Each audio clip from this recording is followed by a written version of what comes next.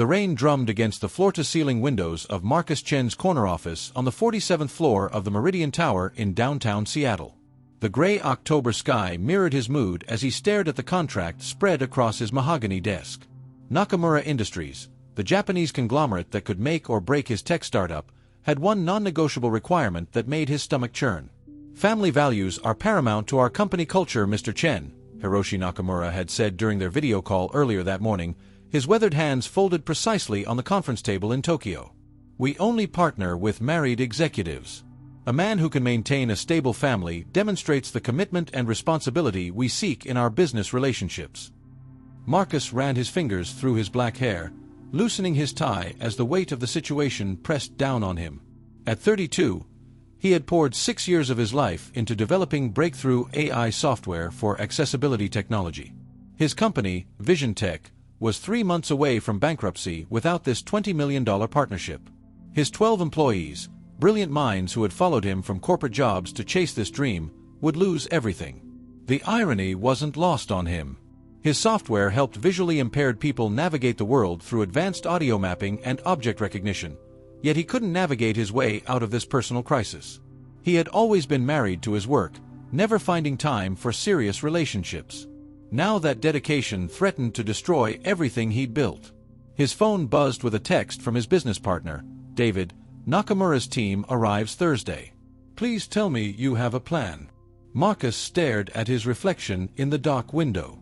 The city lights below twinkled like scattered diamonds, each one representing dreams, families, lives intertwined in ways he had never allowed himself to experience. He had 48 hours to find a wife, or watch his life's work crumble. That evening, as Marcus sat in Pike Place Market's crowded food court picking at a bowl of clam chowder, he overheard a conversation at the adjacent table that made him pause. "I can't believe they're cutting funding for the visual arts program again," a woman's voice said, tinged with frustration. "These kids need creative outlets, especially the ones dealing with disabilities. Art isn't just about seeing, it's about feeling, touching, experiencing the world differently." "Sarah, you know I support the program, but the city council is dealing with budget cuts across the board," replied a man's voice. Marcus turned slightly and saw a young woman with shoulder-length auburn hair, her fingers delicately tracing the rim of her coffee cup. She wore dark sunglasses despite being indoors, and beside her chair sat a white cane. Her companion, a middle-aged man in a rumpled blazer, looked apologetic. "Those kids trust me, Robert. Some of them have never had anyone believe in their artistic abilities before. When you're told you can't do something because you can't see, having someone say, 'Yes, you can create beauty,' changes everything." Her voice carried a passion that made Marcus lean forward unconsciously. "I know, Sarah. Maybe there's another way. Have you considered private funding? Corporate sponsorship? I've sent dozens of proposals.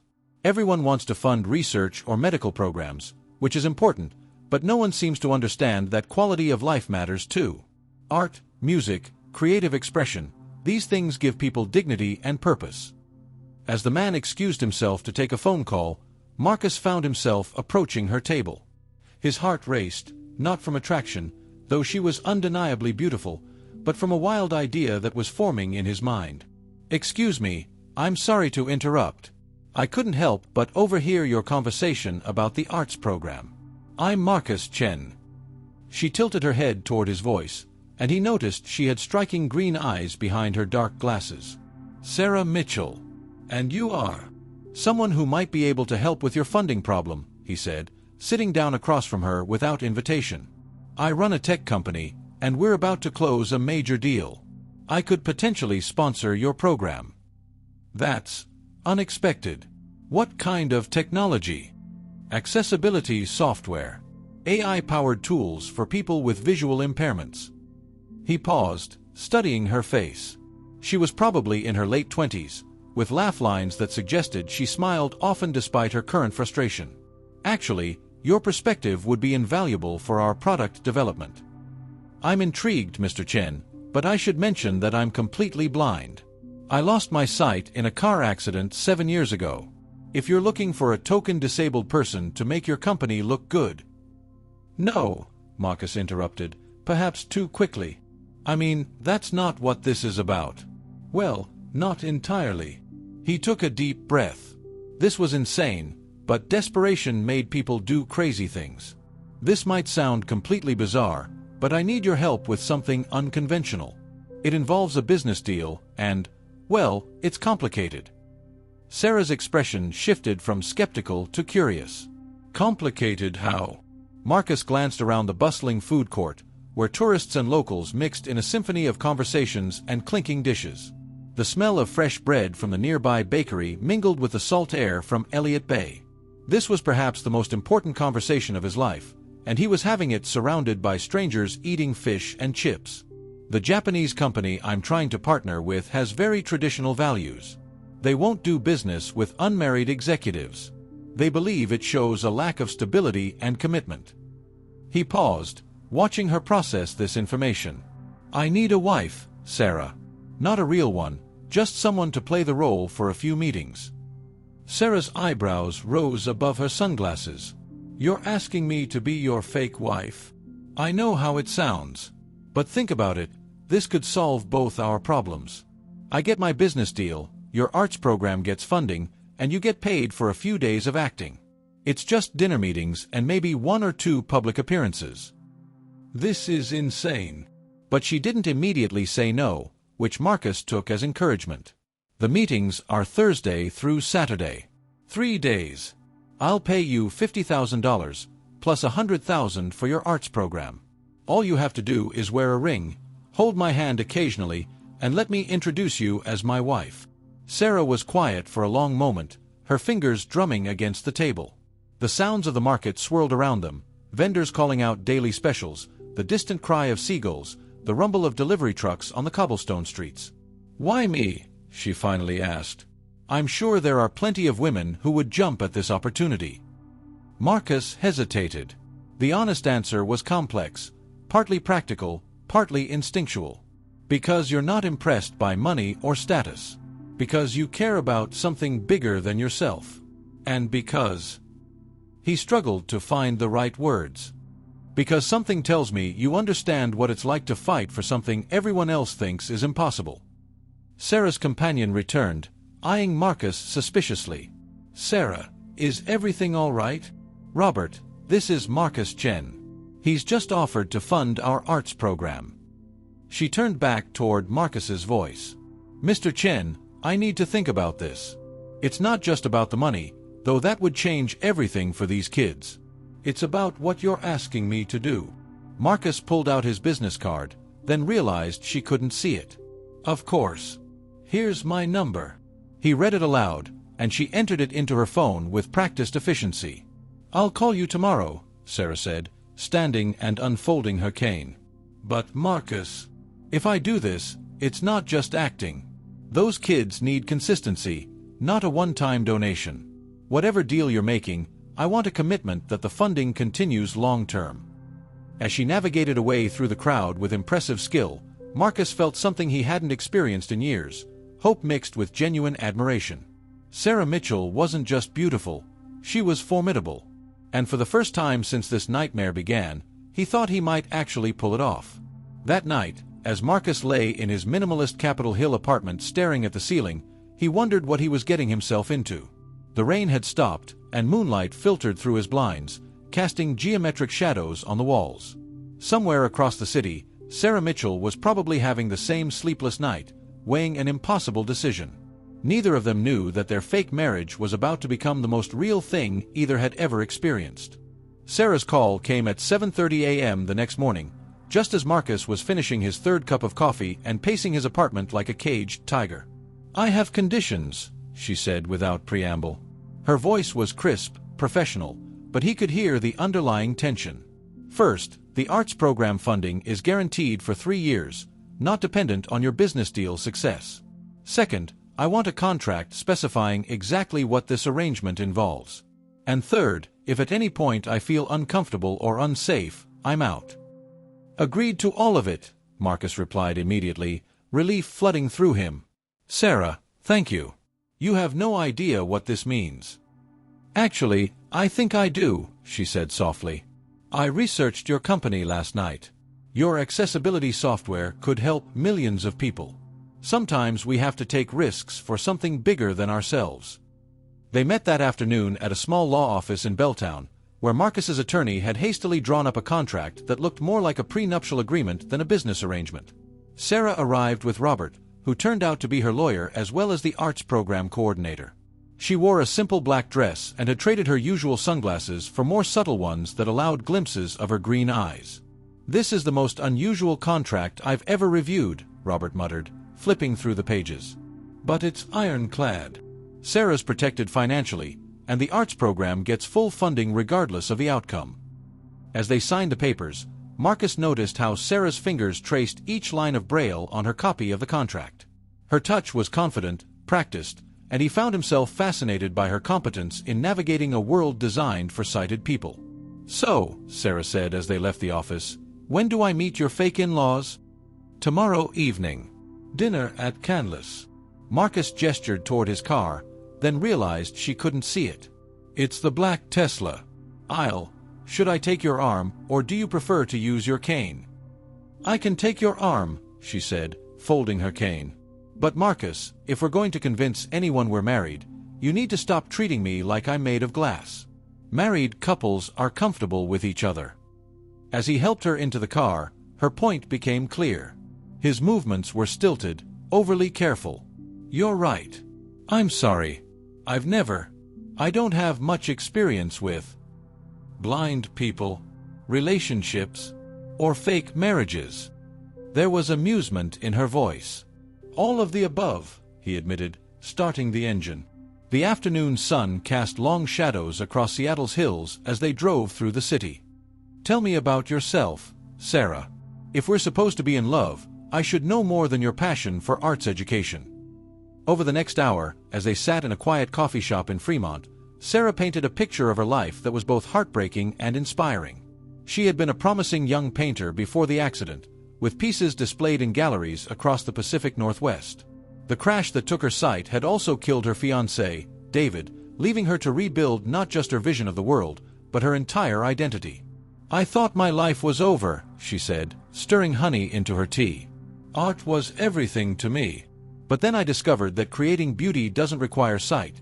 It requires heart, imagination, and the willingness to see the world differently. Teaching kids with disabilities showed me that everyone has their own way of experiencing beauty."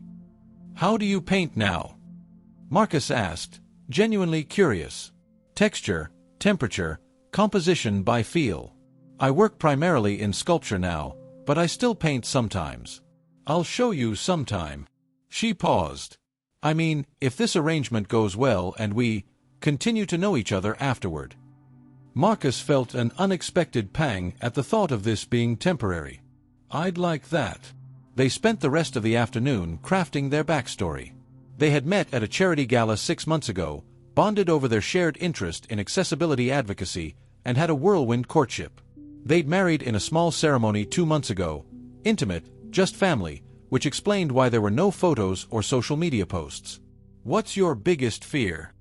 Sarah asked as they walked through the sculpture park near the water. The late afternoon light turned Elliott Bay into a sheet of gold, and fairy horns echoed across the sound. "Failure," Marcus answered without hesitation. "Letting down everyone who believed in me. You. Being forgotten. Or worse, remembered only as the blind girl who needed help." She stopped beside a massive steel sculpture, her hand tracing its curves. "What about your family? Will they need to be part of this charade?" "My parents live in Vancouver. They're traditional. They've been asking when I'm going to settle down and give them grandchildren." Marcus watched her explore the sculpture through touch, her face peaceful and concentrated. "They'd love you, actually. My mother always said I needed someone who could challenge me." "And your father?" "He'd respect your independence.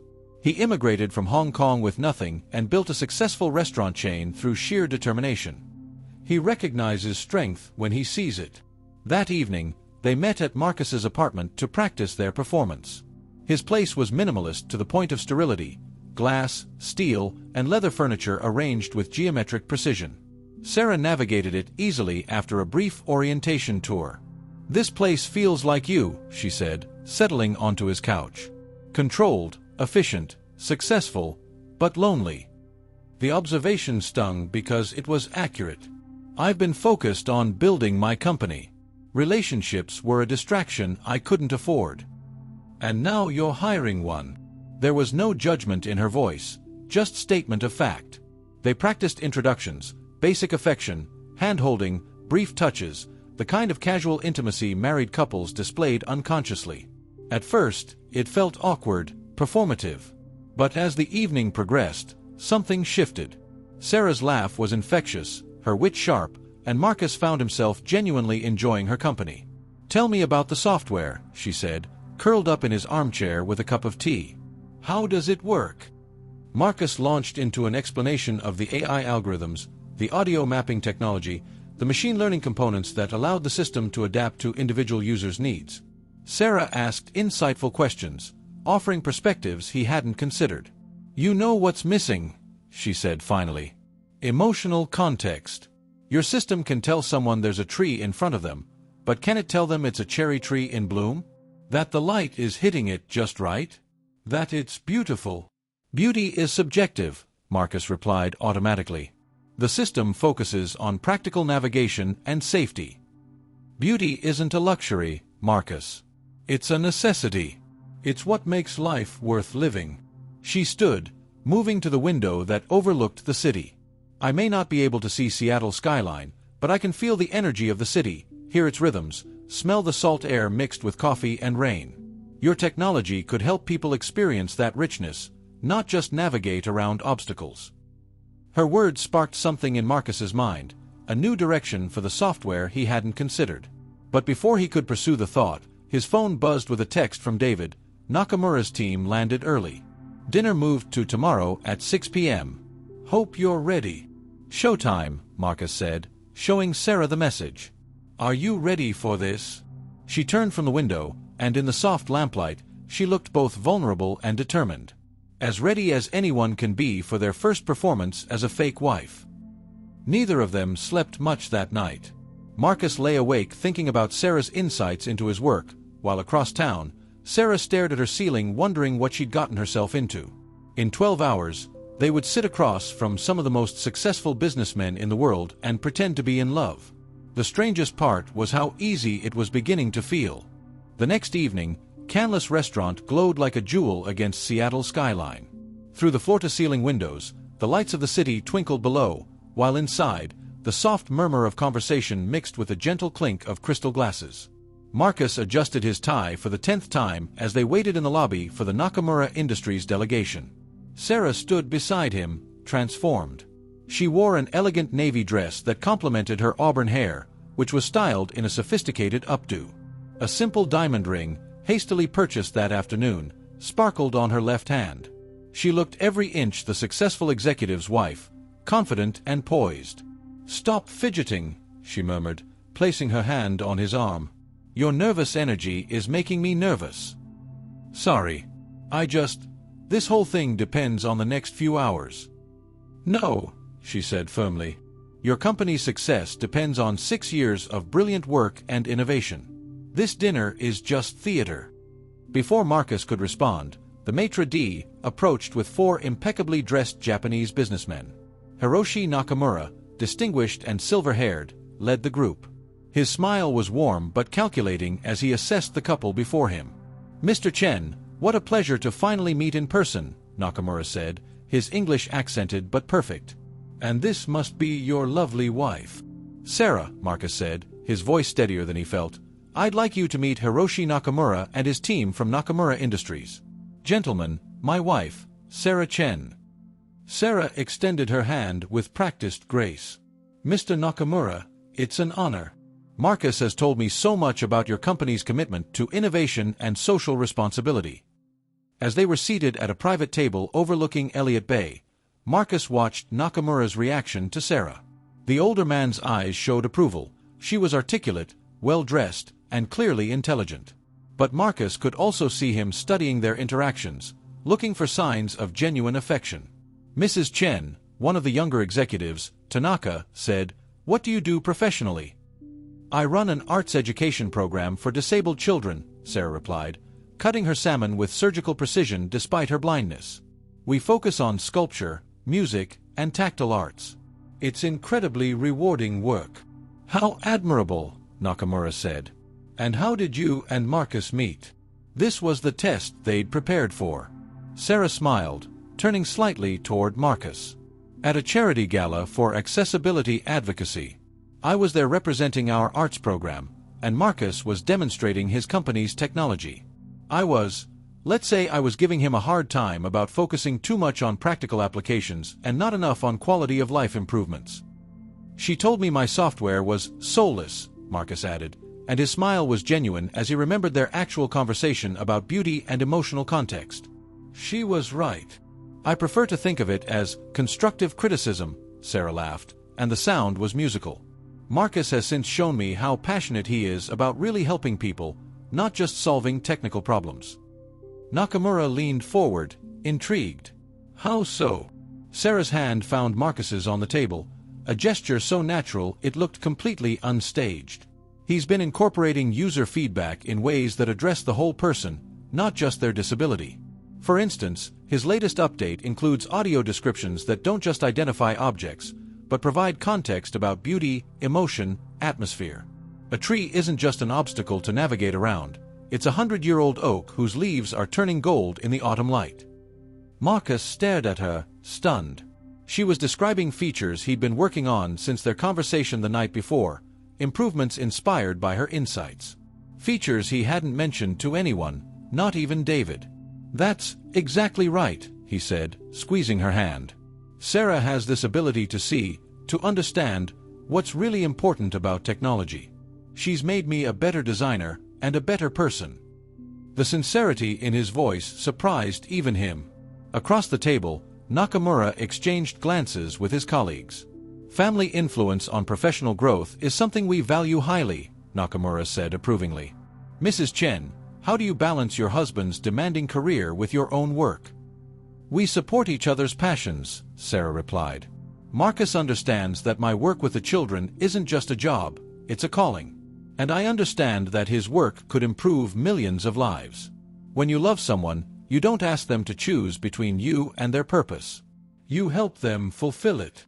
The dinner continued with technical discussions about the partnership, but Marcus found himself only half listening. He was mesmerized by Sarah's performance, except it didn't feel like acting anymore. When she laughed at his stories, when she seamlessly answered questions about their relationship, when she spoke passionately about their shared values, it all felt authentic. During a brief moment when the others were discussing logistics, Sarah leaned close to Marcus. "How am I doing?" she whispered. "Perfect," he murmured back, and meant it. "Sarah, Mr. Chen," Nakamura interrupted, "we'd like to propose a toast. To partnership, and to the strong families that make success meaningful." As they raised their glasses, Marcus caught Sarah's hand again. This time, neither of them let go. The evening concluded with firm handshakes and promises to finalize the contract within the week. As the Nakamura team departed, Hiroshi pulled Marcus aside. "Your wife is remarkable," he said quietly. "Intelligence, grace, and clearly, she brings out the best in you. We look forward to working with Vision Tech." Outside the restaurant, as they waited for their car, Sarah finally relaxed her posture. The Seattle night was clear and cold, unusual for October, and the stars were visible above the city lights. "I think we did it," she said, her breath visible in small puffs of vapor. "We definitely did it. Sarah, you were incredible in there. The way you handled their questions, the things you said about the software improvements." "About that," she interrupted. "You've actually been working on those features, haven't you? The emotional context, the beauty descriptions." Marcus nodded, then realized she couldn't see him. "Yes. Since our conversation yesterday, you sparked something I hadn't considered before. So when I described them in there, I wasn't acting." "No," he said slowly. "You weren't." Their car arrived, but neither moved toward it. They stood in the crisp night air, the weight of unspoken realizations settling between them. "Marcus," Sarah said finally, "what happens now?" "The deal is essentially done. Our arrangement ends Saturday after the contract signing." "I know." He struggled to find the right words. "Sarah, these past 2 days, I know we barely know each other, but it didn't feel like pretending," she finished. "No, it didn't." She was quiet for a long moment, her face turned up toward the invisible stars. "I haven't felt this way since David died. I didn't think I could again." "I've never felt this way, period," Marcus admitted. "I thought I was too focused on work, too driven to make room for someone else. But with you, it doesn't feel like choosing between career and relationship. It feels like enhancement. Like you make everything better." The car idled beside them, the driver patiently waiting. Around them, Seattle hummed with late-night energy, couples walking hand in hand, the distant sound of live music from Pike Place, the eternal whisper of Puget Sound against the shore. "We have 2 more days of this arrangement," Sarah said. What if we see where it goes? Not as a performance, but as ourselves." Marcus stepped closer, close enough to see the gold flecks in her green eyes. "You mean, find out what happens when the pretending stops?" "Yes," she whispered. He reached up to touch her face, and she didn't pull away. "Sarah, don't say anything profound yet," she laughed, though her voice was shaky. "We've known each other for 3 days. Let's just see what happens next." But as he kissed her, soft and tentative at first, then with growing certainty, Marcus knew what was happening. The fake marriage arrangement had accomplished exactly what it was supposed to, just not in the way either of them had expected. 6 months later, Marcus and Sarah stood in the same sculpture park where they'd practiced their performance, but this time Sarah wore a real wedding dress, and the tears in Marcus's eyes were entirely genuine.